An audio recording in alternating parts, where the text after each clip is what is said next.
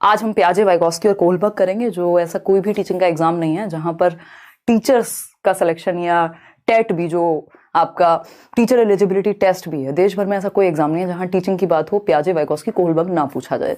तो समझेंगे, स्पेशली अगर हम बात सीटेट की कर रहे हैं तो कम से कम भी 5 से 6 नंबर में ये 3 थियरीज आती हैं। इंपॉर्टेंट है इनको समझना, क्योंकि अगर आप इन थियरीज को समझ लेते हैं तो लगभग जितने भी आपके डेवलपमेंट या पेडागोजी के भी बहुत सारे क्वेश्चंस सॉल्व हो जाते हैं। और पियाजे, वाइगोस्की, कोहलबर्ग क्रक्स है एक तरह से आपके सिलेबस के। अगर हम देखें, पियाजे से शुरुआत करते हैं। पियाजे, वाइगोस्की, कोहलबर्ग तीनों को डिटेल में समझेंगे। बहुत सारी कंफ्यूजन और गलत चीजें या भ्रांतियां हम इन तीनों थियरीज के बारे में, स्पेशली पियाजे और वाइगोस्की के बारे में बना लेते हैं, वो आपकी क्लियर होंगी। अच्छा, इसमें एक चीज ध्यान रखनी है, हमने डेवलपमेंट के समय पे एक वर्ड पढ़ा है कॉग्निटिव डेवलपमेंट, यानी संज्ञानात्मक विकास। दोनों ने थियरी जो है वो संज्ञानात्मक विकास की ही दी है, चाहे वो पियाजे हो चाहे वो वाइगोस्की हो। कोहलबर्ग की नैतिक विकास की थियरी है, वो डिफरेंट हो जाएगा आपका मोरालिटी, ठीक है, वो सोशल डेवलपमेंट से जुड़ा हुआ है। ये दोनों कॉग्निटिव यानी हमारे संज्ञानात्मक विकास से जुड़े हुए हैं। संज्ञानात्मक विकास क्या है? हमारा बौद्धिक विकास, हमारी बुद्धि का विकास, हमारी मेंटल स्किल्स यानी मानसिक क्षमताओं का विकास, हमारा सोचना, समझना, तर्क करना, पूछना, मतलब जितनी भी चीजें दिमाग से होती हैं, thinking, reasoning, problem solving, decision making, attention, memory, perception, जो भी काम आप दिमाग से कर सकते हैं वो सब जो है संज्ञान के अंदर आता है, जिसके बारे में पियाजे ने एक थियरी दी है और जिसके बारे में वाइगोस्की ने एक थियरी दी है। पियाजे की अगर हम बात करें तो इन्होंने स्टेजेस और एलिमेंट्स पे बात की है, वाइगोस्की ने कोई भी स्टेजेस नहीं दी हैं। इसीलिए इनको कहा जाता है कि वाइगोस्की क्या कहते हैं, विकास को कॉन्टिन्यूअस यानी सतत मानते हैं। सीटेट में पहली बार पूछा गया, हालांकि हम ये पहले से ही डिस्कस करते थे। तो वाइगोस्की क्या है? कॉन्टिन्यूअस मानते हैं वाइगोस्की डेवलपमेंट को, पियाजे डिसकॉन्टिन्यूअस मानते हैं। ये सबसे पहली बात हुई, ठीक। पियाजे की थियरी का नाम ही पियाजे's कॉग्निटिव डेवलपमेंट है, यानी पियाजे का संज्ञानात्मक विकास का सिद्धांत। एक नंबर में क्वेश्चन ऐसे भी पूछ लिया जाता है। और जो वाइगोस्की की थियरी का नाम है वो संज्ञानात्मक विकास नहीं है, बट इन्होंने बात संज्ञानात्मक विकास की ही की है। इनकी थियरी का नाम है सोशियो कल्चरल अप्रोच, सामाजिक सांस्कृतिक सिद्धांत या परिपेक्ष। लेकिन आपको याद रखना है कि थियरी किसकी है? संज्ञानात्मक विकास की ही है। स्टार्ट करते हैं पियाजे से। और पियाजे जो हैं बहुत फेमस हैं आप लोगों के बीच, है ना। कई लोगों ने तो पेजेस बनाए हुए हैं, कमेंट्स में कई लोग कमेंट करते हैं पियाजे चचा स्विट्जरलैंड वाले। तो ये स्विस मनोवैज्ञानिक थे। मनोवैज्ञानिक क्या, ये साइकोलॉजिस्ट भी थे, बायोलॉजिस्ट भी थे। इन्होंने इंटेलिजेंस पे भी काम किया, एल्फ्रेड बिने और थियोडोर साइमन जैसे लोगों के साथ। बहुत डिफरेंट कॉन्टेक्स्ट में इन्होंने काम किया। अपने आप में एक प्रोडिजी जिसको हम बोलते हैं, बहुत ही कम उम्र में पीएचडी वीएचडी पेपर इन्होंने पब्लिश किए। तो खतरनाक इंसान हम कह सकते हैं। अब तो ऐसे लोग खैर मर के भी नहीं मरते हैं, मतलब जीवित ही मानेंगे। चलिए स्टार्ट करते हैं। संज्ञानात्मक विकास पियाजे, मतलब 15-16 साल में इनके पेपर और दुनिया भर की चीजें पब्लिश हो गई थी। पियाजे's कॉग्निटिव डेवलपमेंट या पियाजे's कॉग्निटिव डेवलपमेंट थियरी, पियाजे का संज्ञानात्मक विकास का सिद्धांत। बहुत ही बढ़िया, बिल्कुल सुकून से चलेंगे, क्योंकि मैं इनडेप्थ इसीलिए लेकर के चल रही हूं क्योंकि अभी पेपर कॉन्सेप्चुअल है। आप 10 चीजें एक बार पढ़ें, इससे ज्यादा जरूरी है कि आप एक चीज कम से कम भी 10 बार रिवाइज करें। पियाजे's कॉग्निटिव डेवलपमेंट, संज्ञानात्मक विकास का सिद्धांत पियाजे के द्वारा दिया गया। संज्ञान का मतलब सिंपल है, थिंकिंग, रीजनिंग, जितनी भी चीजें दिमाग से होती हैं। कॉन्सेप्चुअल डेवलपमेंट, आपके संप्रत्ययों का विकास। संप्रत्यय कहां? हाथों में बन रहे हैं। अगर मैं आपसे पूछूं कि भाई कर्णम मलेश्वरी के बारे में बताइए, तो ये एक तरह का कॉन्सेप्ट है जो आपके दिमाग में है, आपके स्कीमा में होगा, कहीं ना कहीं आपके ऑर्गेनाइज्ड फॉर्मेट में होगा, ब्रेन के एग्जिस्टिंग नॉलेज में कहीं पे रखा हुआ होगा। तो कॉन्सेप्ट कहां बनेगा? हाथों में नहीं, दिमाग में, ठीक। तो कॉन्सेप्ट का डेवलपमेंट भी, संप्रत्ययों का निर्माण कॉग्निटिव डेवलपमेंट के अंदर ही आता है। लैंग्वेज भी कॉग्निटिव डेवलपमेंट के अंदर ही आती है। दूसरे शब्दों में एक बार क्वेश्चन पूछा जा चुका है, इंटेलेक्चुअल डेवलपमेंट की 4 स्टेजेस किसने दी हैं, यानी बौद्धिक विकास के 4 चरण किसके द्वारा दिए गए हैं? सिंपल आंसर है पियाजे के द्वारा। क्लियर है बात? कोई दिक्कत परेशानी? पियाजे क्या थे? एक स्विस साइकोलॉजिस्ट थे। बहुत ज्यादा महत्वपूर्ण नहीं है, बट आपको पता होना चाहिए कि भैया एक स्विट्जरलैंड के मनोवैज्ञानिक थे। और इनको जेनेटिक एपिस्टेमोलॉजिस्ट भी कहा जाता है, यानी एक एपिस्टेमोलॉजी होती है फिलॉसफी की एक ब्रांच, कि नॉलेज कैसे बनती है उस पे वो ज्ञान मीमांसा कहते हैं जिसको हम। तो इन्होंने कहा जेनेटिक्स के थ्रू हम नॉलेज या ब्रेन को डेवलप कर रहे हैं कहीं ना कहीं, यानी हेरिडिटी को बहुत ज्यादा महत्व दिया है ना। हेरिडिटी मतलब हमारी बायोलॉजी, हमारी जैविकता, हमारी आनुवांशिकता के जो जीन्स हैं, एक जनरेशन से दूसरी जनरेशन में जो ट्रांसफर हो रहे हैं, वो हमारे संज्ञान के विकास या हमारे विकास में बहुत ही अहम भूमिका निभाते हैं। जबकि वाइगोस्की ने आपके जेनेटिक्स को या हेरिडिटी को, उतना महत्वपूर्ण बायोलॉजी को एक तरह से इग्नोर कर दिया गया। ये उनका एक क्रिटिसिज्म भी है, ठीक है, चीजें कनेक्ट करते हुए पढ़ना है, अदरवाइज तो आप रट्टे लगाते रह जाएंगे और रट्टे से पेपर में बहुत मुश्किल से क्वेश्चन सॉल्व हो पाएंगे। ठीक है, समझते हैं। अगर हम बात करें कि बच्चों को क्या कहा इन्होंने, लिटिल साइंटिस्ट कहा, यानी नन्हे वैज्ञानिक हैं बच्चे। वैज्ञानिक क्या करते हैं, बहुत क्यूरियस होते हैं हर चीज को लेकर के, जो भी चीजें उनके एनवायरमेंट में हो रही होती हैं, जिस भी प्रॉब्लम को वो सॉल्व कर रहे होते हैं, बहुत जिज्ञासु होते हैं, क्वेश्चनिंग माइंडसेट होता है, इंक्वायरी करते हैं, एक्सप्लोरर्स होते हैं, है ना, डोरा द एक्सप्लोरर नहीं, नॉर्मल एक्सप्लोरर होते हैं, जो अन्वेषण करें, है ना, जो खोज करें, डिस्कवरी करें आसपास। ठीक, तो एक्सप्लोर करते हैं बच्चे, क्या है, नन्हे वैज्ञानिक हैं, यानी छोटे वैज्ञानिक है। उनको आप बॉटल दे दो, उसको भी तोड़ फोड़ के, मुझे याद है बचपन में एक पेन मिला था, ये कहानी शायद मैंने डिटेल में सुनाई हुई है आपको कभी, तो पेन मिला था, तो मैंने वो वैसे टिक टैक वाला पेन था और बड़ा अच्छा पेन था वो, पहली बार अच्छा सुंदर सा पेन मैंने लिया था उस तरह का, और कुछ देर बाद मैंने उसको रेत वेत में और इधर उधर खोल खाल के पता नहीं उसका क्या बन गया था, वो चल नहीं पाया था, मुझे दुख हुआ था, लेकिन मेरी डिस्कवरी उस समय पे हो गई होगी। मैं एक लिटिल साइंटिस्ट थी, आप सभी भी रहे होंगे बचपन में, छोटी सी बात है जिसको आप याद रख सकते हैं। तो उन्होंने कहा नन्हे वैज्ञानिक हैं, लिटिल साइंटिस्ट हैं। इसका मतलब क्या हुआ, एक्टिव कंस्ट्रक्टर्स ऑफ नॉलेज हैं, एक्टिव एक्सप्लोरर्स हैं एनवायरमेंट के, सक्रिय निर्माता हैं, यानी वो सक्रिय हैं ना कि निष्क्रिय। पैसिव वर्ड एकदम नेगेटिव है। जो भी बात बच्चे को सेंटर में रख के करेंगे, जैसे कि प्याजे हैं, बच्चे को सेंटर में रखते हैं, कहीं ना कहीं उसकी एक्टिविटीज को सेंटर में रखते हैं, तो पैसिविटी तो दूर दूर तक नहीं रहेगी। बहुत ही ज्यादा नेगेटिव वर्ड है पूरे एग्जाम के लिए आपके। तो निष्क्रिय तो हो नहीं सकते बच्चे के, बस बैठे हुए हैं और टीचर कुछ कुछ सुना रहे हैं और नींद आ गई, एक नींद ले ली, खाना खा लिया, लंच कर लिया, साथ में बैठे बैठे क्लास में सब कुछ कर लिया, बस पढ़ नहीं रहे हैं, ऐसा नहीं है। बच्चे क्या है, सक्रिय हैं, वो एक्टिवली इन्वॉल्व हैं क्लासरूम में या दुनिया में, तो वो ज्ञान के सक्रिय निर्माता हैं, वो अपने ज्ञान का निर्माण एक्टिविटी करके कर रहे हैं दुनिया में। इतनी बात क्लियर है हमें। ये छोटी छोटी बातें हैं। एक्टिव कंस्ट्रक्टर्स हो गए, बिल्डर्स ऑफ नॉलेज इनको कहा, ज्ञान के सक्रिय निर्माता। इंग्लिश में, हिंदी में कई शब्द इसको लेकर के हैं। ठीक, छोटी सी बात है, कोई बहुत बड़ी बात नहीं है। मैं फिर से रिपीट करूंगी एक बार, कोई जल्दी नहीं है। प्याजे को अगर अच्छे से समझ लिया, वाइगॉस्की भी अच्छे से समझ में आ जाएंगे, कोलबर्ग तो अपने आप में अलग चीज हो जाती है। तो प्याजे ने, वैसे तो इन्होंने मॉरल डेवलपमेंट पे भी काम किया था, बट वो थियरी कंप्लीट नहीं थी, तो जनरली पूछी नहीं जाती बहुत बार। तो कॉग्निटिव डेवलपमेंट यानी संज्ञानात्मक विकास, इसी को इंटेलेक्चुअल डेवलपमेंट कह रहे हैं। एक्टिव एक्सप्लोरर्स हैं एनवायरमेंट के, एक्टिव बिल्डर्स ऑफ नॉलेज हैं, लिटिल साइंटिस्ट हैं, ये सब बातें हम मान रहे हैं। और प्याजे क्या है, एक रेडिकल कंस्ट्रक्टिविस्ट हैं, रचनावादी हैं। तभी तो वो कह रहे हैं ना, बच्चा रचना करके सीखेगा। तो रचना करके कौन कहेगा सीखेगा, जो कंस्ट्रक्टिविज्म में, रचनावाद में विश्वास रखता होगा, है ना। प्याजे क्या है, रेडिकल कंस्ट्रक्टिविस्ट हैं, और वाइगॉस्की क्या है, वो सोशियो कंस्ट्रक्टिविस्ट हैं, वो समाज के द्वारा कंस्ट्रक्शन की बात करते हैं। ये बच्चे की इंडिपेंडेंट एक्टिविटीज के द्वारा, उसकी स्वतंत्र क्रियाओं के द्वारा ज्ञान के सृजन की बात करते हैं। ये डिफरेंस है मेन प्याजे और वाइगॉस्की में। अगर हम कहें तो प्याजे एक कंस्ट्रक्टिविस्ट हैं। 2 मिनट देकर के इसको समझेंगे, एक क्वेश्चन यहां से भी सीधा सीधा आता है। कंस्ट्रक्टिविज्म क्या है, अभी जब आप सीटेट कर लेंगे या कर चुके हैं जितने भी लोग, तो कंस्ट्रक्टिविज्म या स्कूल्स ऑफ साइकोलॉजी एक चैप्टर है। अगर आपने मेरी नोट्स की बुक भी देखी है, अभी आउट ऑफ स्टॉक है, आ जाएगी 1-2 दिन में। तो कंस्ट्रक्टिविज्म आपने अगर देखा है, तो हमने देखा है स्कूल्स ऑफ साइकोलॉजी हैं, यानी मनोविज्ञान के बहुत सारे संप्रदाय हैं कि भाई एक स्ट्रक्चरलिज्म हुआ, फिर उसके बाद और तरह तरह की चीजें आई, बिहेवियरिज्म हुआ, व्यवहारवाद, सबकी अपनी विचारधाराएं हैं। हर व्यक्ति होता है जैसे उसकी अपनी एक विचारधारा होगी, है ना। जैसे पॉलिटिकल पार्टीज के लोग बढ़ जाते हैं कि हम फलाने विंग से हैं, हम ढिकाने विंग से हैं, है ना। ये क्या हुआ, इसी तरह से अलग अलग स्कूल्स ऑफ थॉट हैं जो अलग अलग विचारधाराओं में विश्वास रखते हैं। उसी तरह से एक स्कूल है कंस्ट्रक्टिविज्म यानी रचनावाद, जो ये मानता है कि ज्ञान का जो निर्माण है, नॉलेज का जो कंस्ट्रक्शन है, वो रचना उसकी हो सकती है, उसको हम कंस्ट्रक्ट कर सकते हैं एक्टिविटी करके। ये एक मेन थॉट है कंस्ट्रक्टिविज्म का। इसी के बेसिस पे आज का एजुकेशन सिस्टम बहुत हद तक निर्धारित है, आधारित है। अगर मैं कहूं एनसीएफ 2005 की जब आप बात कर रहे हैं, अपने आप में एक डॉक्यूमेंट है। अगर आप एनईपी जो नेशनल एजुकेशन पॉलिसी है, ये सब हम कल करने वाले हैं, इसकी भी आप बात करेंगे, तो ये भी किस पे आधारित है, रचनावाद पर ही आधारित है, क्योंकि ये बच्चे को एक्टिव रखने की बात करता है। ठीक, और इसमें टीचर क्या है, टीचर एक फैसिलिटेटर है। तो ऐसा नहीं है कि टीचर का कोई रोल नहीं है प्याजे के अकॉर्डिंग, वो क्या है, एक सुविधा दाता है। जैसे आप एक माली की तरह पौधे का ध्यान रखते हैं, बट पौधे को जबरदस्ती खींच के बड़ा नहीं कर देते। तो आप माहौल बनाने वाले व्यक्ति हैं, जहां जरूरत हो वहां बच्चे के लिए आप अवेलेबल हैं, फैसिलिटेटर, सुविधा दाता हैं। ये हम एनसीएफ में और डिटेल में जानेंगे। तो इस कंस्ट्रक्टिविज्म में भी अलग अलग थॉट के लोग हैं।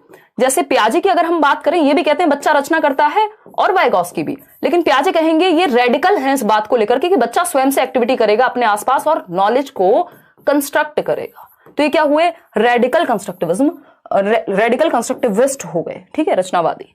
वहीं वाइगॉस्की क्या है, वो सोशियो कंस्ट्रक्टिविस्ट या सोशल कंस्ट्रक्टिविस्ट यानी सामाजिक रचनावादी। वो कह रहे हैं समाज की सहायता लेकर के ज्ञान का निर्माण बच्चा करेगा, ऐसा वाइगॉस्की कह रहे हैं। इनको डिटेल में बिल्कुल जड़ से समझने की जरूरत है, अदरवाइज ऊपर ऊपर से अगर आप लाइन बाय लाइन रट लेंगे तो फिर फंसेंगे।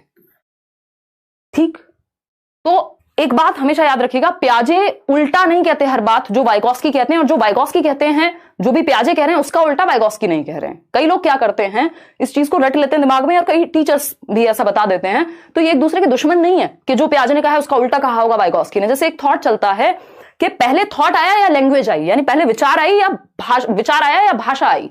तो ऐसा मानते हैं पियाजे कि भाई पहले विचार आया। इसका ऑपोजिट वाइगॉस्की बिल्कुल भी नहीं कहते हैं। वो ये नहीं कह रहे कि पहले लैंग्वेज आ गई बाद में विचार आया है। तो इस बात को ध्यान रखना है कि जब आप पियाजे और वाइगॉस्की के बीच में अंतर ढूंढ रहे हो या उनको काट ढूंढ रहे हो, एक दूसरे की डिफरेंसेस ढूंढ रहे हो, तो बहुत सारी चीजें इनमें कॉमन है, बहुत ही लिमिटेड चीजें हैं जो डिफरेंट हैं। तो उस पर अभी हम आएंगे, ठीक है। तो ये एक बेसिक सी बात हो गई, और इसमें बच्चा जो है एक्टिव ही रहेगा कंस्ट्रक्टिविज्म में। इनके अलावा ब्रूनर भी एक व्यक्ति हैं जो क्या है, सक्रिय मान रहे हैं बच्चों को, या वो भी कंस्ट्रक्टिविज्म की बात कर देंगे, ठीक है। चलिए समझते हैं आगे की कहानी। तो पियाजे रेडिकल कंस्ट्रक्टिविस्ट हो गए, अपने संज्ञान का निर्माण बच्चा एक्टिविटी करके करेगा। ये सिद्धांत हमें क्या बताता है कि जो मानसिक संज्ञानात्मक संरचना है, जो हमारा मेंटल स्ट्रक्चर्स बनते हैं, जिसके साथ आप पैदा हुए हैं, एक तरह से स्कीमा भी कह देते हैं इनको, कि हमारे ब्रेन में कुछ मानसिक संरचनाएं बनी हुई हैं जिसके साथ हम जन्म भी ले रहे हैं। आप देखते हैं बच्चा पैदा हुआ है, उसको आप छोटा सा बच्चा 3 महीने का भी आसपास आप कभी देखिएगा, आप उसको अपनी फिंगर भी देंगे वो ऐसे पकड़ लेगा, छोड़ना उसको हो सकता है ना आता हो। यानी ग्रास्पिंग जैसा जो स्कीमा है या कुछ सर्वाइवल स्कीमास हमारे ब्रेन में होते हैं जब हम जन्म लेते हैं तब से ही। या फिर सकिंग की अगर हम बात कर रहे हैं कि बच्चे को आप दूध पिलाना, ऐसे थोड़ी ट्रेनिंग दी है आपने कि दूध कैसे पीना है, आपने थोड़ा बहुत उसको बस हल्का सा मूव किया और वो दूध पीना सीख जाता है, बचपन से फीड करना सीख जाता है। तो कुछ स्कीमा सर्वाइवल के लिए हमारे ब्रेन में पहले से होते हैं, हमारे सर्वाइवल इंस्टिंक्ट्स में कहीं ना कहीं होते हैं। स्कीमा क्या है, ये सिंपल मानसिक संरचना है, संज्ञानात्मक संरचनाएं हैं, एग्जिस्टिंग नॉलेज है जो ब्रेन में आपकी संरचना बनी हुई है। आप मुझे पहचान पा रहे हैं क्योंकि आपके ब्रेन में एक स्कीमा है मुझे लेकर के, ठीक है, कोई दिक्कत परेशानी। 15 साल की उम्र तक अधिकतम विकास जो है संज्ञानात्मक पक्ष में हो जाएगा, ऐसा पियाजे कह रहे हैं। इनकी जो स्टेजेस हैं वो जन्म से शुरू होकर के 15 साल पे खत्म हो जाती हैं। मतलब ऐसा नहीं कि 15 साल के बाद विकास होना बंद हो गया, लेकिन ये 15 साल तक की ही उम्र का विश्लेषण दे रहे हैं, और जो सिलेबस है आपका ज्यादातर चीजें इन पे आधारित है। आप देखते हैं कि एज के अकॉर्डिंग सिलेबस डिजाइन होता है। ऐसा तो नहीं है कि 7th क्लास का बच्चा है तो आपको पता होता है कि यार इस उम्र का बच्चा होगा, कहीं 14 साल के आसपास, 12 साल के आसपास, 13 साल के आसपास का बच्चा होगा, तो उसकी जो मेंटल एबिलिटीज होंगी उसके हिसाब से आपको एनसीईआरटीज में भी एग्जांपल्स मिलते हैं, उसकी एज को ध्यान में रख करके बनाई जा रही हैं किताबें। तो एज को ये महत्वपूर्ण मानते हैं, हेरिडिटी को ये महत्वपूर्ण मानते हैं, ठीक। और 15 साल तक मैक्सिमम डेवलपमेंट यहां पे हो जाएगा। अब क्योंकि इन्होंने स्टेजेस में तोड़ दिया है विकास को, इसीलिए कि भाई 4 स्टेजेस मान लीजिए दी हैं, 4 स्टेजेस इन्होंने दी हैं, तो पहली स्टेज में इतना विकास, ये क्षमताएं आ गई, उससे ऊपर थोड़ा और हुआ, फिर और हुआ, और मैक्सिमम डेवलपमेंट आपका 15 साल तक हो गया संज्ञान का। उसके बाद तो आप डेवलप करते रहेंगे। इसीलिए इन्होंने विकास को अनिरंतर यानी डिसकॉन्टिन्यूअस बताया है। जो व्यक्ति स्टेजेस की बात करेगा, जो व्यक्ति चरणों में बांट करके विकास की बात करेगा, वो कहीं ना कहीं डिसकॉन्टिन्यूअस तो मान ही रहा होगा। जनरली हम क्या पढ़ते हैं, development is a continuous process, यानी सतत प्रक्रिया है। लेकिन जब हम बात पियाजे की कर रहे हैं, क्योंकि ये सब्जेक्ट जो है आपका मनोविज्ञान है या बाल विकास है, ये मैथ्स नहीं है कि 2+2 हमेशा 4 ही होगा, है ना। तो ये डिसकॉन्टिन्यूअस कैसे होगा, कॉन्टिन्यूअस भी है डेवलपमेंट, डिसकॉन्टिन्यूअस भी है। ज्यादातर जो लोग हैं वो ये मानेंगे कि विकास एक कॉन्टिन्यूअस प्रक्रिया है, लेकिन जब हम पियाजे की बात कर रहे हैं तो इन्होंने डिसकॉन्टिन्यूअस माना। क्यों? क्योंकि स्टेजेस में तोड़ तोड़ के बात कर रहे हैं कि इस स्टेज में इतना, फिर इसमें इतना, फिर इसमें इतना, यानी असतत है जो विकास की प्रक्रिया है पियाजे के अनुसार। इसका उल्टा है, वाइगॉस्की कहते हैं कॉन्टिन्यूअस है, क्योंकि उन्होंने किसी एज या स्टेज की बात नहीं की है, ठीक। कलेक्टिव मोनोलॉग नाम की एक चीज है, 3 से 5 वर्ष में आती है, प्री ऑपरेशनल स्टेज। अभी आप आगे पढ़ेंगे, इस पे क्वेश्चन इस बार पूछा हुआ है। सामूहिक एकालाप, यानी सारे बच्चे आपस में बैठे हुए हैं और सब कुछ बातें कर रहे हैं, कोई किसी से बात नहीं कर रहा, बट सब बोल रहे हैं एक साथ। जैसे पूरा स्कूल मान लीजिए 2 एकम 2, 2 दूनी 4 गा रहा हो, तो वो कलेक्टिव मोनोलॉग है, कोई किसी से बात नहीं कर रहा लेकिन आवाज सबकी आ रही है। पियाजे की अगर हम बात करें, इन्होंने 4 स्टेजेस दी ही है। उससे पहले इन्होंने 4 एलिमेंट्स दिए हैं, जिसको कई लोग मिस कर जाते हैं, उस चक्कर में फिर ये थियरी कंप्लीट समझ में नहीं आ पाती, ठीक। 4 एलिमेंट्स दिए हैं इन्होंने डेवलपमेंट के। ये 4 स्टेजेस या 4 चरण नहीं है, ये 4 तत्व हैं जिनको महत्वपूर्ण माना प्याजे ने। क्या है ये तत्व हैं जो संज्ञानात्मक विकास में महत्वपूर्ण भूमिका निभाते हैं। MESE ये एक निमोनिक है, शॉर्टकट्स हैं जो हमने छोटी छोटी ट्रिक्स लगभग हर एक थियरी के लिए बनाई हुई हैं। और अभी यूट्यूब की दुनिया में या ऑफलाइन में भी ऐसा होता है, बहुत बार लोग आते हैं मीटअप वगैरह में, बहुत भरपूर यूज इसका लोग करते हैं। कई लोग क्रेडिट देते हैं लेट्स लर्न को या मुझे, या कई लोग नहीं भी देते हैं, but how does it matter, अगर आपका फायदा हो रहा है बाकी सारी चीजें सेकेंडरी हैं। ठीक, तो ये MESE की जब हम बात कर रहे हैं, यानी ये क्या है, 4 तत्व हैं। फर्स्ट M जिसका मतलब है मैचुरेशन यानी परिपक्वता, इसको दूसरे शब्दों में हेरिडिटी या जेनेटिक्स कह सकते हैं कि विकास की जो प्रक्रिया है वो हेरिडिटी से, आपके अंदर कुछ क्षमताएं हैं, एक मेच्योरिटी आ रही है। परिपक्वता का मतलब ही है एक प्रक्रिया जो हाईली रिलेटेड है आपकी हेरिडिटी से या बायोलॉजिकल प्रोसेस से, कि आपकी टांगें तो जन्म से थी लेकिन उनमें चलने की जो क्षमता आई वो मेच्योरिटी के साथ आई। तो ये हेरिडिटी से जुड़ी हुई एक प्रक्रिया है, हाईली रिलेटेड टू हेरिडिटी माना जाता है परिपक्वता को, जो एज के साथ आती हैं कुछ चीजें, और इसी हिसाब से हम सिलेबस वगैरह डिजाइन करते हैं, करिकुलम आपका डिजाइन होता है। तो ये प्याजे कह रहे हैं कि परिपक्वता यानी हेरिडिटी या जेनेटिकल जो फैक्टर्स हैं, मैचुरेशन है, वो बहुत महत्वपूर्ण है बच्चे को सिखाने में। आप एक 7 साल के बच्चे को 17 साल की उम्र की चीजें अगर सिखाएंगे तो ऐसा हो सकता है कि वो ना सीख पाए। ठीक। E फॉर एक्सपीरियंस, आप साइकिल चलाने के लिए भी पहले देखते हैं ना कि बच्चे के वो पैर हाथ उतने परिपक्व हुए हैं कि नहीं हुए। इसी तरह से ब्रेन भी आपका टाइम के साथ परिपक्व होता है। E फॉर एक्सपीरियंस यानी अनुभव, आपको जो दुनिया में अनुभव मिलेगा वो भी आपके संज्ञान को, आपकी बुद्धि को बेहतर बनाने में सहायक होगा। इस अनुभव का दूसरा नाम एक्टिविटी है। कई बार पेपर में एक्टिविटी लिख देगा, कई बार पेपर में आपका एक्सपीरियंस लिख देगा। ठीक है, इतनी बात, या कोई दिक्कत परेशानी है? हाँ ठीक है। सुमित क्या कह रहे हो? सितंबर वाला बैच, सुमित अगर सितंबर तक कोई बैच लिया है पेडागोजी स्पेशल या कुछ भी, तो उसमें अगर कुछ एक्स्ट्रा चीज होगी वो डलवा दिया जाएगा। उससे पहले वाले बैचेस में ऐसा नहीं हो पाएगा। चलिए, अगर हम बात करते हैं S की, तो सोशल एक्सपीरियंस, सोशल इंटरेक्शन, यानी प्याजे ये नहीं कह रहे हैं कि समाज बिल्कुल खराब चीज है बच्चे के विकास में, ये कह रहे हैं आप दुनिया में इंटरेक्ट तो कर ही रहे हैं, अंतःक्रिया तो कर ही रहे हैं और अपनी समझ बना रहे हैं, ऐसा नहीं दूसरों की समझ को भर ले रहे हैं अपने अंदर। तो ये हुआ सोशल इंटरेक्शन। फिर आती है एक चीज इक्विलिब्रेशन, ये बहुत महत्वपूर्ण है। सारा जो टेंशन है आपका कि अडेप्टेशन क्या होता है, ऑर्गेनाइजेशन क्या होता है, एसिमिलेशन क्या है, एकोमोडेशन क्या है, वो इसी से जुड़ा हुआ है। इक्विलिब्रेशन है संतुलन की प्रक्रिया, यानी हम अपने दिमाग में एक संतुलन क्रिएट करते हैं जब हम अपने संज्ञान, अपने कॉग्निशन को डेवलप करते हैं। हमारे दिमाग में जो है और दुनिया में जो है वो बैलेंस में है कि नहीं है। अदरवाइज तो हम क्या हो जाएगा, बहुत बड़ा कॉन्फ्लिक्ट हो जाएगा, दिमाग में विस्फोट हो जाएगा अगर इक्विलिब्रेशन नहीं होगा। तो ऐसा नहीं है हमेशा इक्विलिब्रेशन बना रहता है, बट इस प्रक्रिया को हम चलाते रहते हैं। तो ये चौथा महत्वपूर्ण फैक्टर है प्याजे की 4 तत्व के अनुसार या 4 एलिमेंट्स में। कई बार इसमें क्वेश्चन आता है कि इन 4 एलिमेंट्स में क्या शामिल नहीं होता। तो आप देख पा रहे हैं यहां लैंग्वेज शामिल नहीं है। क्या नहीं है? भाषा, यहां कोई भी एक फैक्टर नहीं है। अगर हम देखें, इसका ये मतलब बिल्कुल नहीं है कि भाषा को प्याजे ने ये कह दिया कि ये तो किसी काम की नहीं है, बट इन फैक्टर्स में शामिल नहीं है, महत्वपूर्ण है लेकिन इन 4 फैक्टर्स में नहीं आती। अलग से इसको महत्व नहीं दिया गया, लेकिन नकारा भी नहीं गया। ठीक है ना? तो ये ध्यान रखेंगे कि अगर पूछ लिया जाए तो हाँ भाई लैंग्वेज भी इंपॉर्टेंट है, लेकिन इन 4 एलिमेंट्स में लैंग्वेज नहीं आती। ईगोसेंट्रिक स्पीच की बात की है, उस पर आएंगे।